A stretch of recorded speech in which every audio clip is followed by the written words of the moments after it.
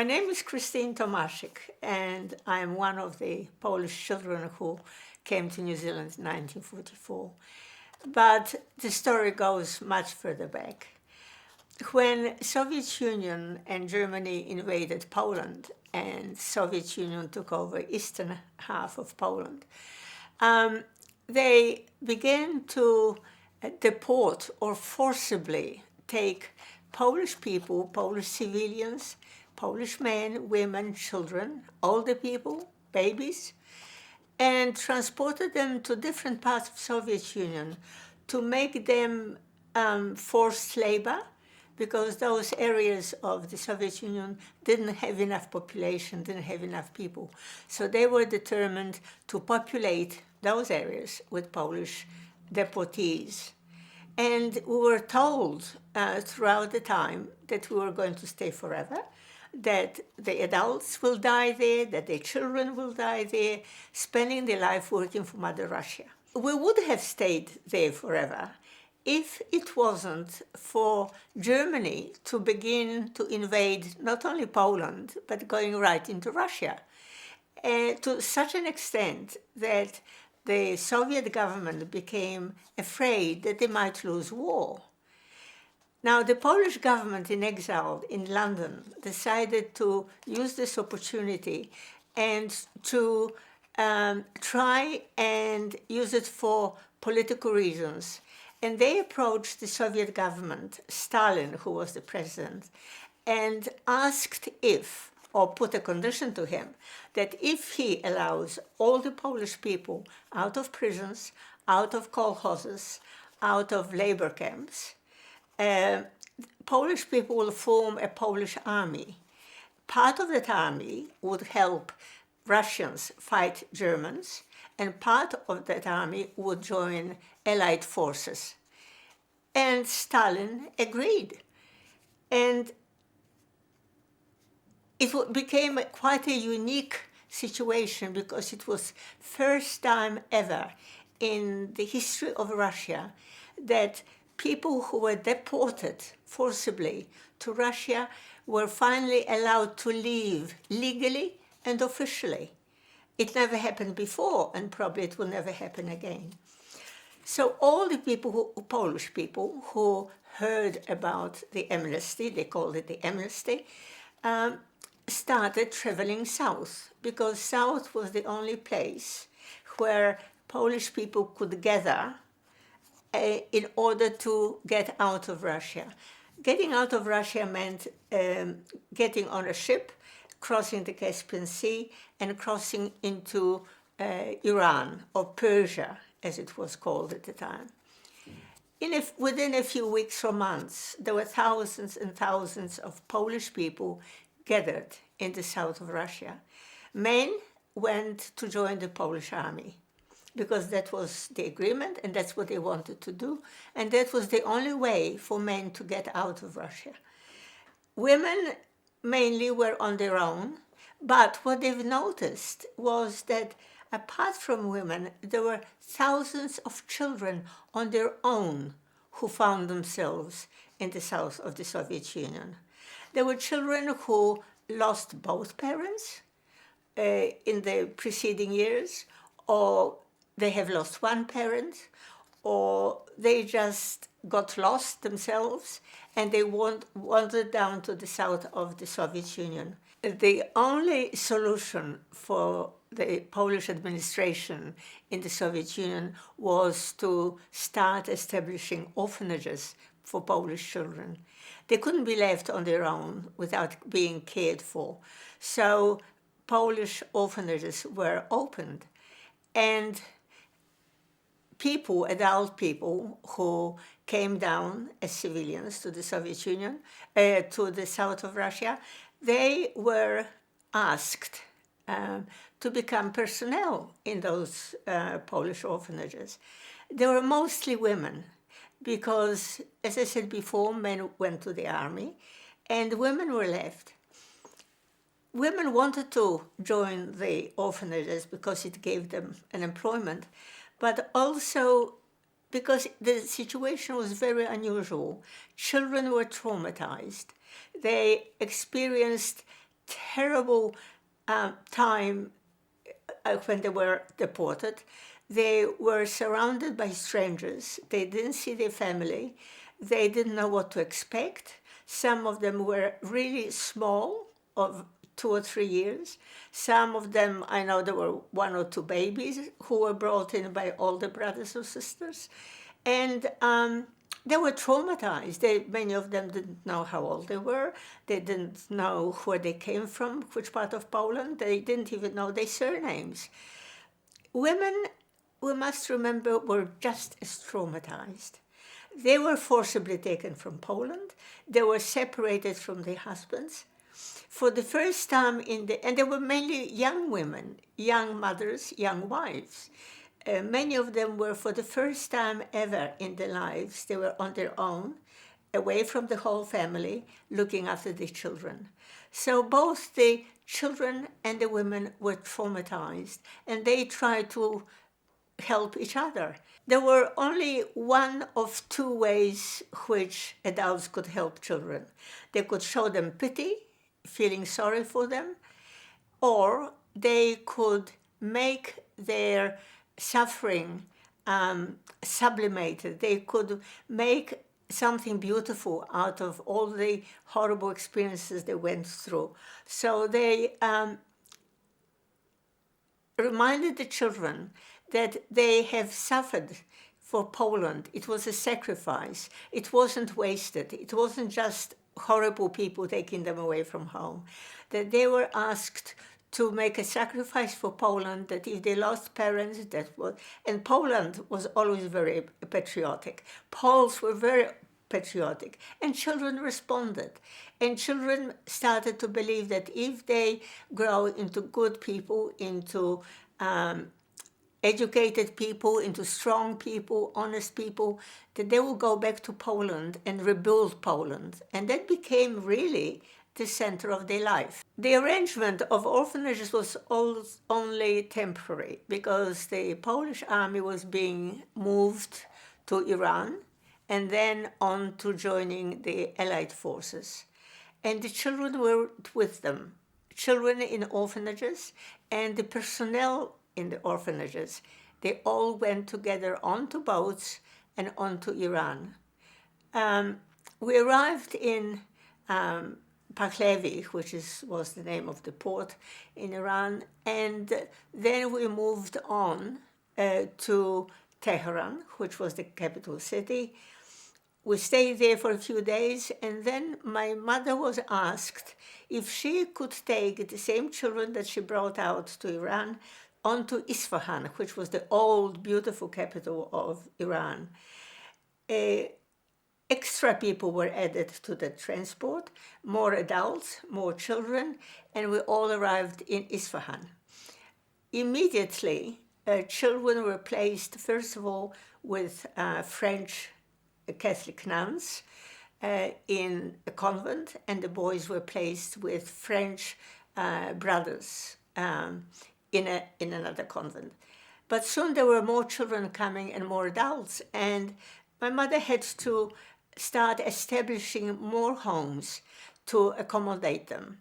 Children were divided according to sex, boys and girls separately, and according to age. There was a kindergarten with some children very little. There were primary schools for girls and boys, and there were secondary schools. In the end, there were 27 homes in Isfahan, and at one stage there were 3,000 children in Isfahan. Now, what happened inside the homes? The personnel was completely Polish women, again women. There were Polish schools, Polish classes, Polish history, language, literature, geography, especially history. And the atmosphere was very strongly patriotic because, again, that was seen as strength that children needed, a reason for the suffering they suffered, and also a reason to go on living. And they were being told that they were young soldiers who are on their way to Poland. We all believed it. We celebrated national days, different holidays. We listened to the news of the progress of the Polish army, and we lived through that. But about 3 years later, the situation in Iran was not considered to be safe. Partly, I think, because of the very rich oil deposits in Iran. There were interests from other unfriendly countries, and the Polish government in London decided that it's better to move all the Polish population from Iran to other countries. And this is where Britain became very helpful, because Britain approached different countries which were colonial countries, colonies at the time, to invite a number of children.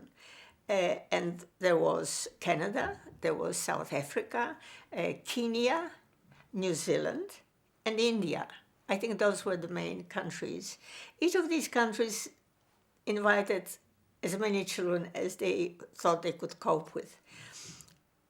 Now, the Polish government in London felt completely responsible for us, and we respected or accepted and recognized the Polish government in London.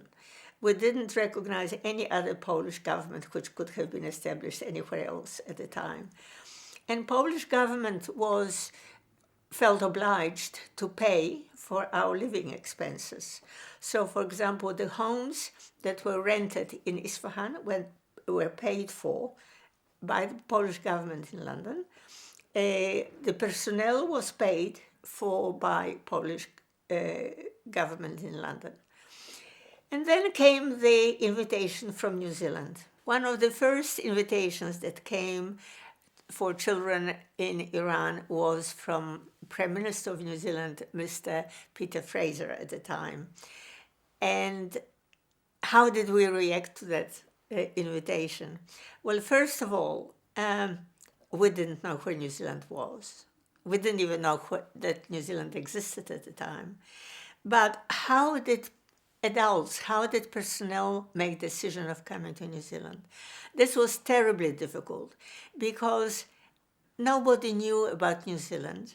And also there was a controversy. We were on our way to Poland, and suddenly we were invited to go all the way to New Zealand, which was hardly on the way to Poland. I mean, that was a different part of the world. So that was a big problem. For adults, they didn't know how to decide. My mother was approached to whether she would accept invitation to New Zealand and become director of the group of people that she was taking with her. And how did children decide they wanted to go to New Zealand? Well, actually, they didn't make the decision.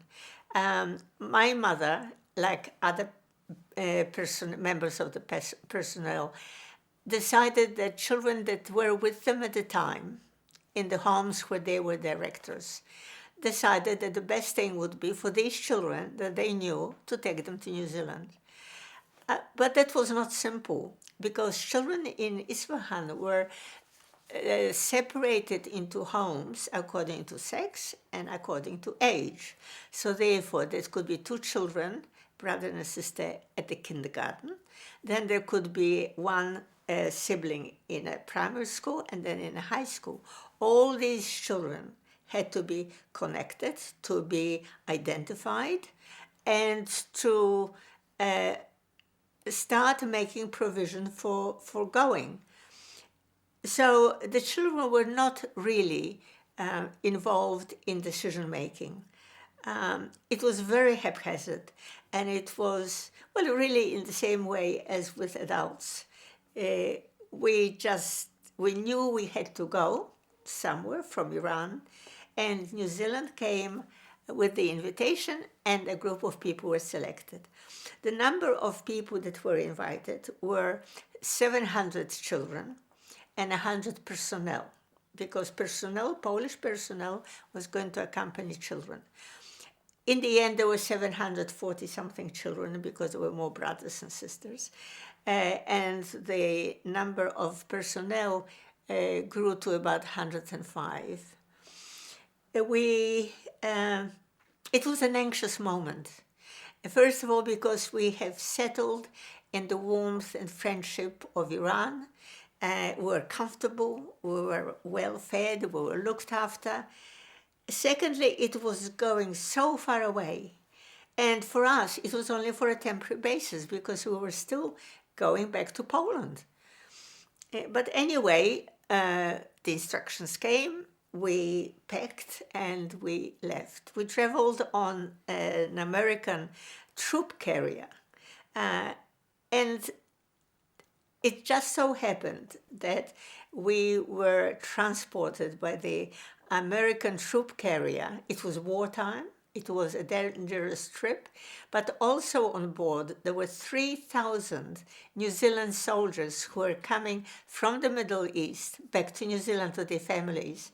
Now, these soldiers didn't have their families for a number of years, so one can imagine what the relationship developed between the soldiers and the children. They fell in love with each other. The soldiers spent as much time as they possibly could with the children, and children couldn't wait for the soldiers to join them in activities. We arrived in Wellington, and we were welcomed by Prime Minister, by a Polish couple. He was the consul, Polish consul, and many people in Wellington port. It was a great beginning for us. People were so welcoming and so warm. We were placed on a train which was going to take us to Pahiatua, where we were going to stay in an army camp. And the whole trip was very moving because when we boarded the train, New Zealanders came on board and they brought us ice cream and milk in those small bottles and fruit and sandwiches, and they showed us so much love and so much affection that most of the children were aware of that. The whole trip to Pahiatua, the whole time, the railway tracks were lined on each side with Kiwis, with families, mothers and children and husbands, and schools, groups of school children, and Red Cross people and scouts and Girl Guides. And they just lined both sides of the railway tracks waving Polish and New Zealand flags. And for us, it was beyond our understanding why strangers in a strange country would show us so much affection, so much love, so much welcome. At every small town railway station, the train stopped. And again, people would board the train and they would bring us things. And again, the train would start off and on we go. The trip was very long, but that was because of that. We were being welcomed. I remember not understanding why there were so many people around us. Why were those people waving and smiling and giving us things? I've never experienced such a situation. Anyway, we arrived at Pahiatua. We were taken to the camp. Pahiatua camp, which was situated about 3 miles from Pahiatua, and we were allocated accommodation. Children were placed in dormitories, long buildings, girls on one side and boys on the other side. Younger children were in a different building, and personnel who were with families, they were allocated small houses, and single members of the personnel were allocated rooms in the same buildings as children. They had separate rooms, of course. And it wasn't easy because women who made up the personnel found themselves to be carers for the children for 24 hours a day. They were responsible for children. Women were responsible for growing up boys, not just little ones, but also bigger ones. And the situation was not easy, but again, it was considered only on a temporary basis. Polish school was started almost immediately, few days after our arrival, because the whole attention was to keep children going, to keep children engaged, to keep children interested and involved, and not to let them reverse to their memories so much of the past. The school started, and it was again all Polish. We had Polish subjects, we had Polish teachers, we had English language once a week as a foreign language, taught by New Zealanders. We had a Polish priest, we had a Polish doctor, a Polish dentist, we had a Polish hospital, and it was Polish community.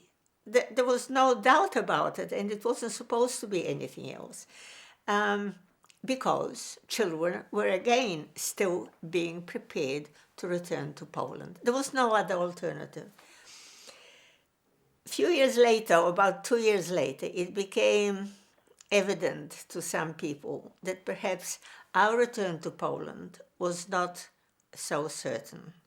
There was the conference in Yalta, where Stalin and Mr. Churchill and Mr. Roosevelt presided, and our return to Poland became very questionable. By then, of course, some of the older children already went to New Zealand schools to learn English, and mainly there were boarders in convents, in Catholic convents, because they didn't have any families to stay with. But New Zealanders stepped in, and for example, during the weekend, families in different towns invited Polish children from the convent to go and stay with them for the weekend. So already the first tentative contacts began to be tied between the Polish children and Kiwis. And then, and really suddenly for us, it became obvious that we were not going back to Poland, that the allies, Russia, Britain, and America, made a decision that Poland was to remain behind the Iron Curtain. One can ask how we felt. Those people who understood, those children who were old enough to understand, and the adults, felt literally betrayed. There was no other word for it. We felt all the time part of the Allied forces. Our Polish men fought with the Allied forces. Mr. Churchill on different occasions said, "You are fighting for our freedom and yours." And suddenly, we didn't have freedom. Poland was not going to be free. Poland was going to remain communist. And then the real problem came up. We had to decide who wanted to return to Poland.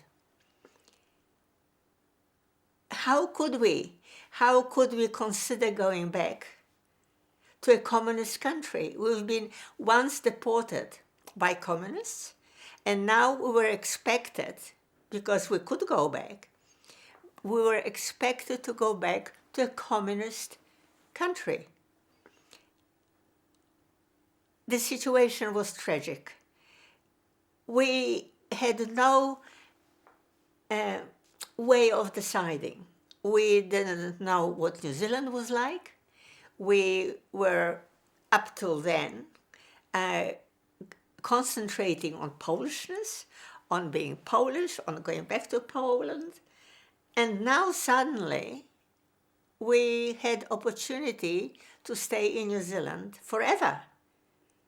how could we decide? We didn't know the language, we didn't have the suitable professions, we didn't have accommodation, we didn't have jobs. Well, with jobs, Prime Minister of New Zealand, Peter Fraser, again came with help, and he promised employment to every adult who was in the camp and to all the children who were now growing up and became adults themselves. But how could people decide to go back to Poland? Some women, and let us remember that most of personnel, the adults, were women, had husbands who, in the meantime, returned to Poland from the Soviet Union. They went back directly from Soviet Union to Poland, and they expected the wives to come back. So there were few of those. There were parents whose children came to New Zealand, because, as I mentioned before, not all children were orphans. They went back to Poland directly from the Soviet Union, and they wanted their children back, naturally, with them. But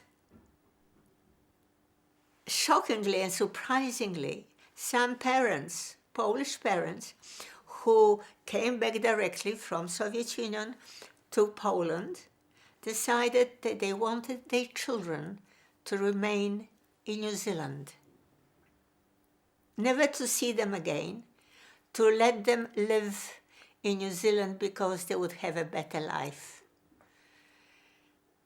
Now, I think anyone can understand the atmosphere in the camp when decisions like that have to be made.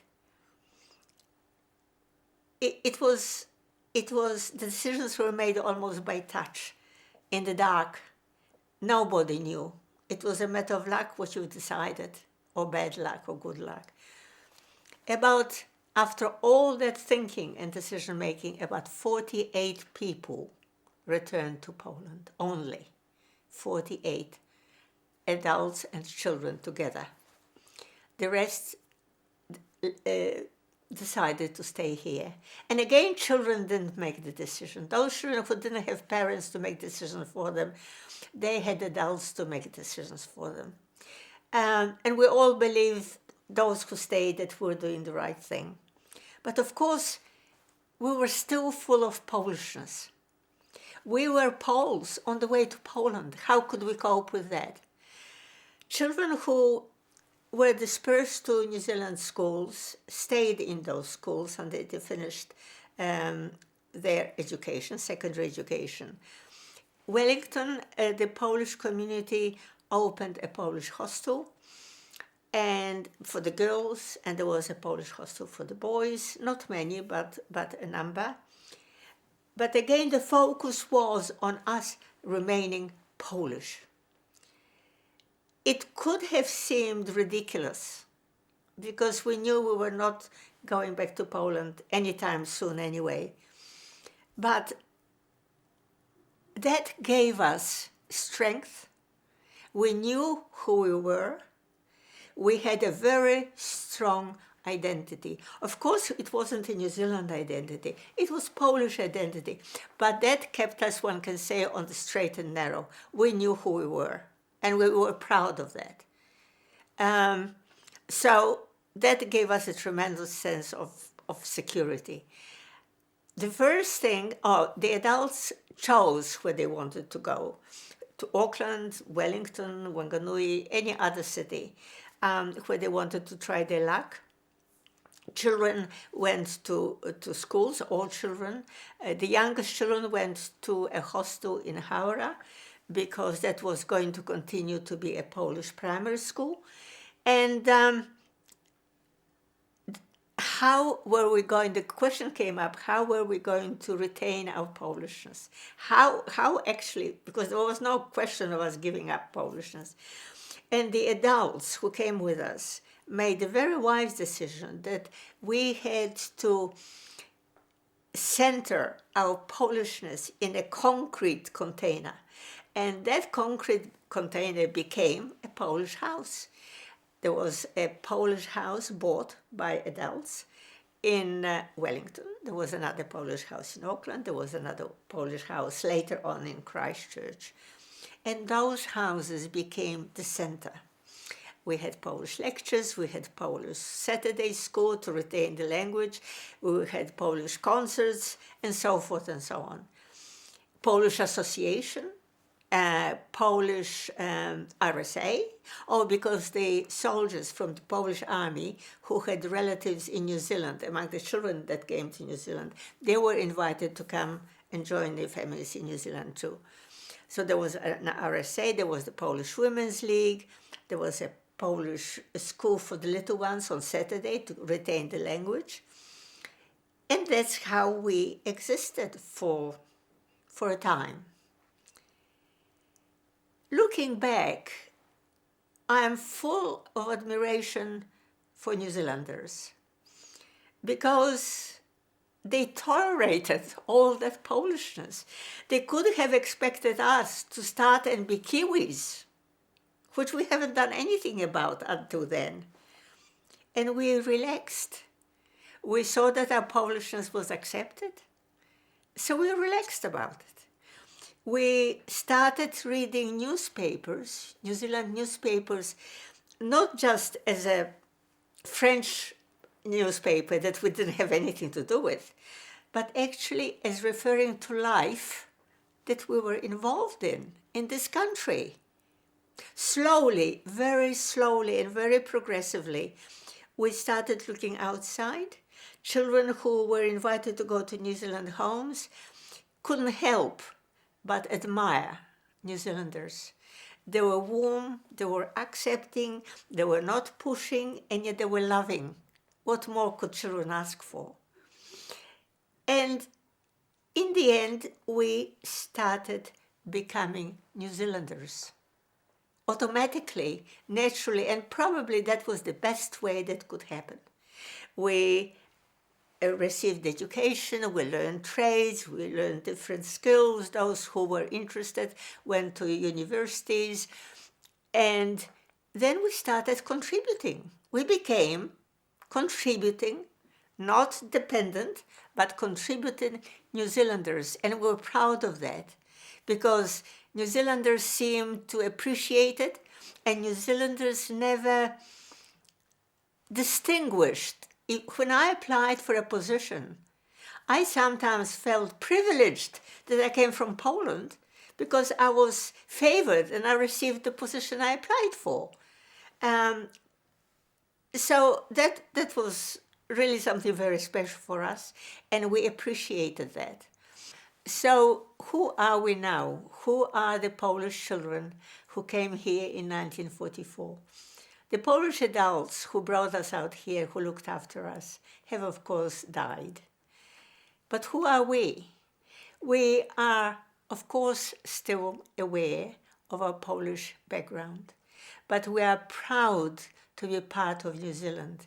We are proud of having opportunity to be loyal to this country, to contribute positively to this country, to respect its laws, its traditions, its lifestyle, most of all, its people.